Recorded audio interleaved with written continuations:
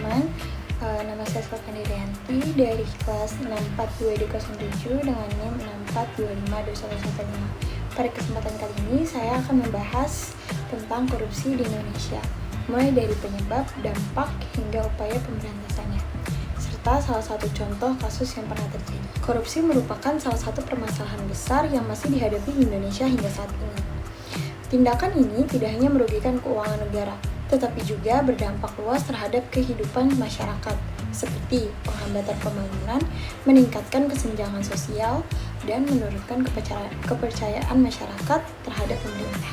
Upaya pemberantasan korupsi di Indonesia telah dilakukan dengan berbagai cara, baik secara penindakan maupun pencegahan.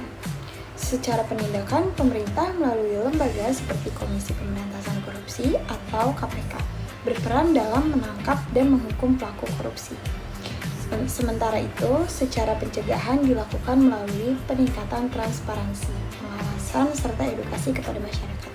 Namun, korupsi tidak hanya disebabkan oleh faktor individu seperti keserakahan. Berdasarkan kajian, korupsi juga dipengaruhi oleh sistem yang belum berjalan dengan baik, seperti lemahnya pengawasan, kurangnya transparansi, serta tingginya biaya politik.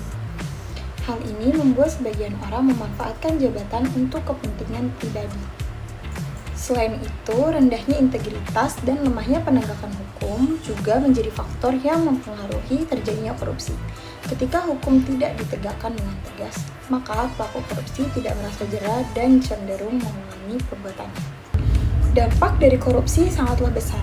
Dari sisi ekonomi, negara mengalami kerugian yang sangat besar yang seharusnya dapat digunakan untuk pembangunan.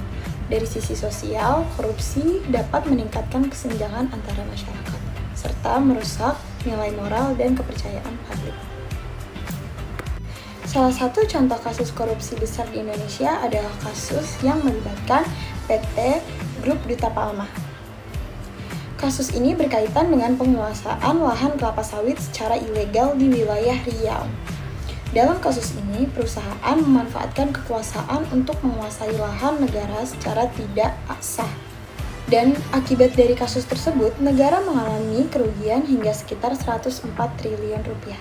Selain itu, kasus ini juga menyebabkan kerusakan lingkungan dan merugikan masyarakat sekitar. Dari pembahasan ini dapat disimpulkan bahwa korupsi merupakan masalah yang kompleks dan harus ditangani secara serius. Upaya pemberantasan korupsi tidak hanya dilakukan melalui penegakan hukum, tetapi juga melalui perbaikan sistem dan peningkatan kesadaran masyarakat.